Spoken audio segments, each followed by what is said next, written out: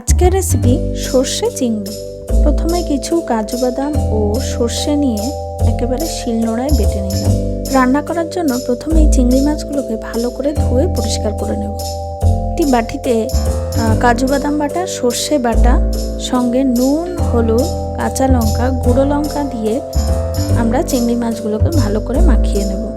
মিশ্রণটির সঙ্গে কিছুটা কাঁচা সর্ষের তেল দিয়েও মাখিয়ে নেব। এবার ওভেনে একটি কড়াই বসিয়ে তাতে সর্ষের তেল দিয়ে দেবো এবং আঁচটা থাকবে মিডিয়াম। সর্ষের তেল কিছুটা গরম হয়ে গেলে তার উপরে আমরা মিশ্রণটি দিয়ে দেবো। মিডিয়াম ফ্লেমে কিছুক্ষণ নাড়াচাড়া করার পর তার মধ্যে কিছুটা পরিমাণ জল দিয়ে দেবো। আমি স্বাদের জন্য অল্প একটু চিনি দিয়ে দিলাম, আপনারা চাইলে নাও দিতে পারেন। আঁচটা লো ফ্লেমে করে দেবো এবং কড়াইটিকে একটি ঢাকনা দিয়ে 10-15 মিনিটের জন্য ঢেকে রেখে দেবো।